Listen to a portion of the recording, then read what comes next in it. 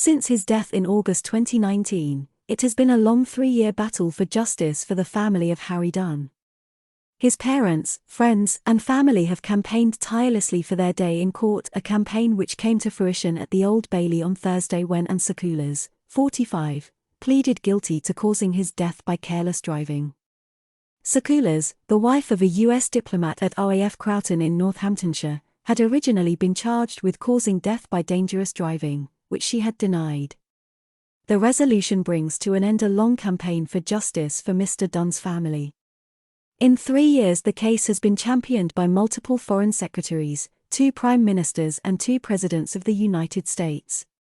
2019.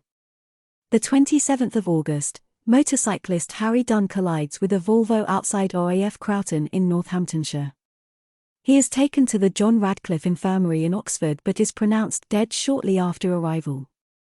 The 28th of August, Northamptonshire police interview 42-year-old suspect Anne Sekulas in connection with the crash. 30 August, a briefing note copied to the private office of the then Foreign Secretary Dominic Raab, reveals the concern for the potential for very unpalatable headlines. The 13th of September, a request to waive diplomatic immunity claimed by Sekulas is formally rejected by the US. The 14th of September, a senior Foreign Office official sends a text message to their US counterpart saying, "I think that now the decision has been taken not to waive, there's not much mileage in us asking you to keep the family here. It's obviously not us approving of their departure, but I think you should feel able to put them on the next flight out." The 15th of September, Anne Sekulas leaves the UK on a United States Air Force plane, but the Dunn family are not informed of her departure until 3 weeks later. Northamptonshire police are also not told she has left the country. 4 October, Harry's parents Charlotte Charles and Tim Dunn call on US President Donald Trump to intervene and waive immunity for Sekulas. The 5th of October, Foreign Secretary Dominic Raab urges US Ambassador Woody Johnson to waive immunity for Sekulas. The 6th of October, police write to the US Embassy in London to demand immunity is waived. The 7th of October, Prime Minister Boris Johnson says the US should reconsider its position on the immunity given to Sekulas.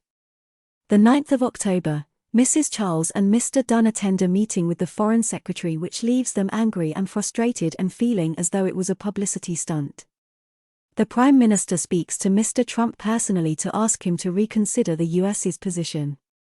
The 12th of October, Sekulas breaks her silence and issues a statement through her lawyer, saying the crash left her devastated. 14 October. Mr. Dunn's family hold a press conference in New York after taking their fight for justice to the US.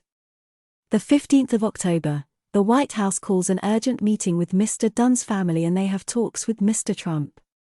Mrs. Charles and Mr. Dunn refuse to meet Sekulas, who was in the room next door as they met Mr. Trump.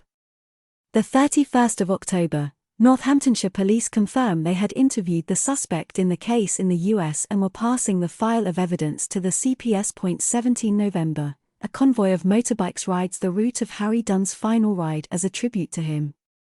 The 20th of December, the CPS charges Sekulas with causing death by dangerous driving. 2020. The 10th of January, the Home Office submits an extradition request for Sekulas. The 23rd of January, U.S. Secretary of State Mike Pompeo formally rejects the extradition request for Sekulas. 24 January, the Home Office says the refusal of the extradition request amounts to a denial of justice. The Foreign Secretary said the UK would have acted differently if this had been a UK diplomat serving in the US. The 11th of May, the family receive an email from Northamptonshire police saying Sekulas is wanted internationally and reports of an Interpol notice being issued for the suspect follow.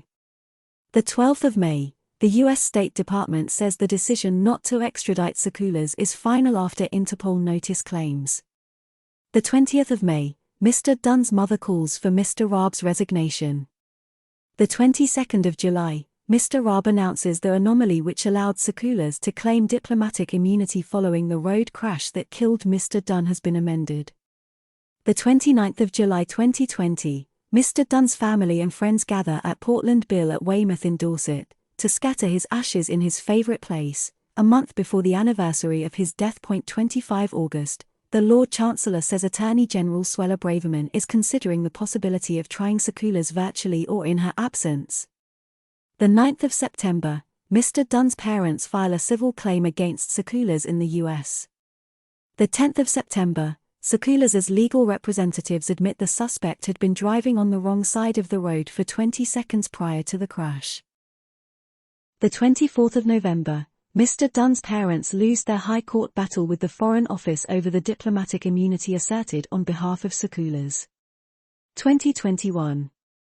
The 24th of January, the Foreign Office apologizes after unprofessional and unacceptable language was used by officials in internal emails about Mr. Dunn's bereaved family.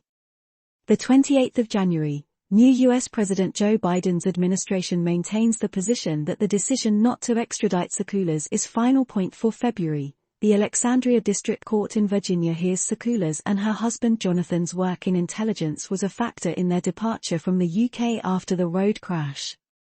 The 9th of March, Sakulas' lawyer says the suspect is willing to complete community service.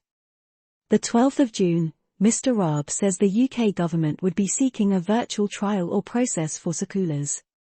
The 2nd of July, Mr. Dunn's parents give evidence under oath in their depositions as part of the civil claim for damages filed in the US. The 21st of September, Mr. Dunn's parents and Sakulas reach a resolution in the civil claim for damages filed in the U.S., something Charlotte Charles describes as an enormous relief. Then Foreign Secretary Liz Truss says it is absolutely not the end of the fight to get Sakulas to face justice in the UK, while Prime Minister Boris Johnson says US President Joe Biden has been personally trying to move things along. The 26th of October, Liz Truss insists she is pushing the United States to ensure justice is delivered. The 13th of December, the Crown Prosecution Service announces that Sakulas will face Westminster Magistrates Court on the 18th of January, charged with causing death by dangerous driving. The 14th of January, the court hearing is cancelled, to enable ongoing discussions with the Crown Prosecution Service to continue. The 22nd of March, Mr. Dunn's mother maintains she has a lot of faith in the CPS that justice will be done. 27 August. Mr. Dunn's family say they miss him terribly as they mark the 3rd anniversary of his death. A band of bikers hold a rev-off and say prayers outside the U.S. Embassy in London in his memory. The 29th of September, Sakulas appears at Westminster Magistrates Court via video link from the U.S., charged with causing Mr. Dunn's death by dangerous driving. During the 6-minute hearing she speaks only to confirm her name and date of birth, and is ordered to appear at the Old Bailey in October. The 20th of October, Sakulas denies causing death by dangerous driving but she pleads guilty to the lesser charge of causing death by careless driving at the Old Bailey. She is due to be sentenced the week beginning November 28.